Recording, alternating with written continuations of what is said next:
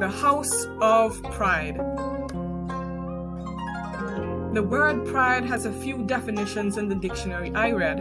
A feeling of delight or satisfaction from an action, it said, or achievement, or possession, a consciousness of one's own worth, and dignity, self-respect, more so conceit, with a bit of mirth. Pride is the oldest sin on earth, indeed before the world. Satan and his angels were not satisfied, so they were hurled from the heavenly estate to this place called earth. Their pride now fills the minds of earth's inhabitants with fake worth.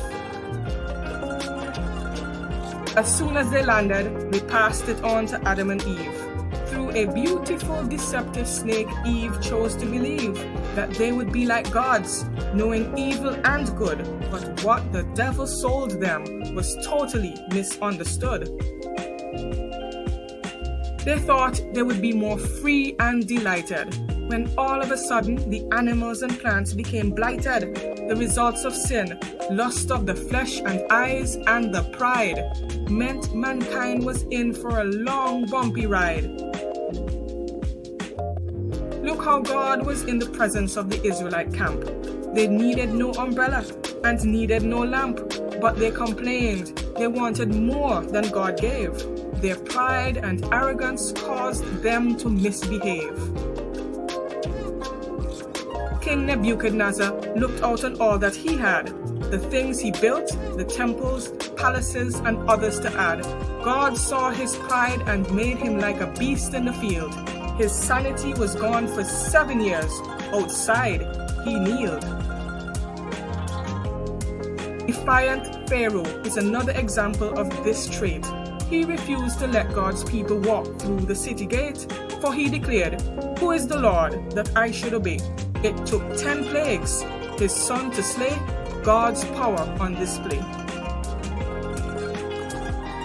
Self-righteous Saul was doing good in his eyes after all. He believed he had the right to kill the heretics, great and small. His selfish ambition and twisted, flawed direction required that God blind him, his way of correction.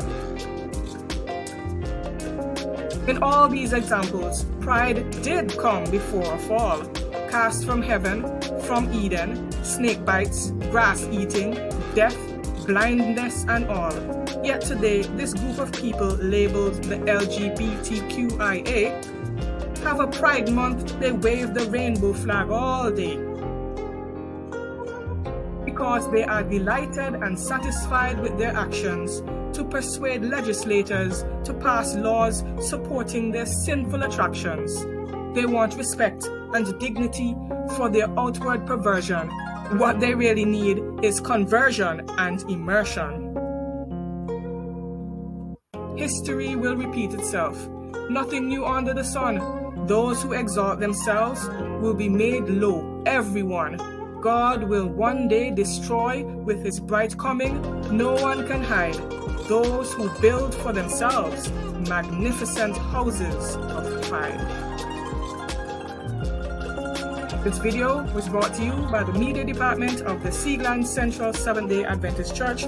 Don't forget to share, like, and subscribe. Thank you for watching our video.